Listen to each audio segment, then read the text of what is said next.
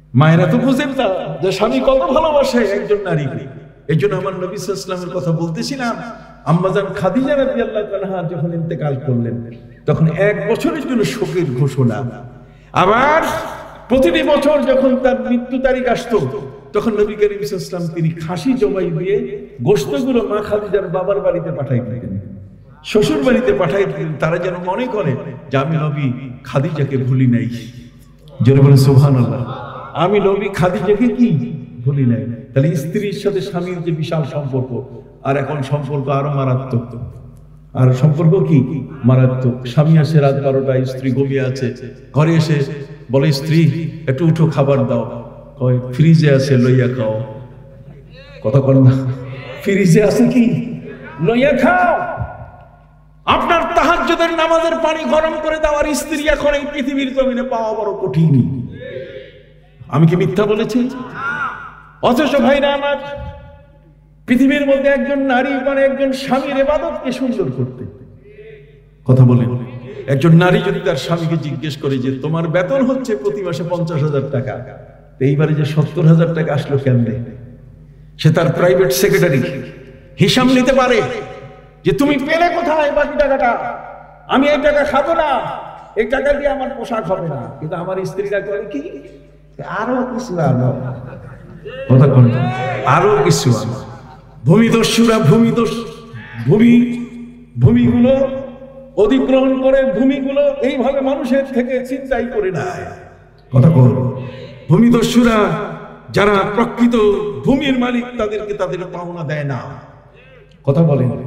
আর আমরা আমাদের বোনের অংশ দেই না, আমরা আমাদের ফুপুদের অংশ দেই না। বোন এবং ফুপুদের অংশ আমরা ভুলে যাই। যদি বোন চায় তাহলে ঢাকা শহরে দেই না, দেই গ্রামের কোথায় কবরস্থান আছে ওইটা দিয়ে দিই। কথা কোন ঢাকা শহর পায় না। ঢাকা শহরের এই যে ইট বালি দিয়ে গড়ে ওঠা বিল্ডিং, এখানে যে 1 কাঠা জমির দাম কোটি কোটি টাকা, এটা বোনের কপালে জোটে না। কথা বলেন। বোন তাকে দেওয়া হয় কোথায়? ওই গ্রামের বাঁশের মুড়া। বাঁশের মুড়া বুঝেন? এই বাঁশের মুড়া তার কপালে জোটে। আচ্ছা, আপনি মুসলিম, এত পিছনে আপনি আসেন কেন? আপনি কোরআনের সাথে আপনার বন্ধুত্ব এখনো সৃষ্টি হয় নাই, নামাজের সাথে আপনার সখ্যতা তৈরি হয় নাই।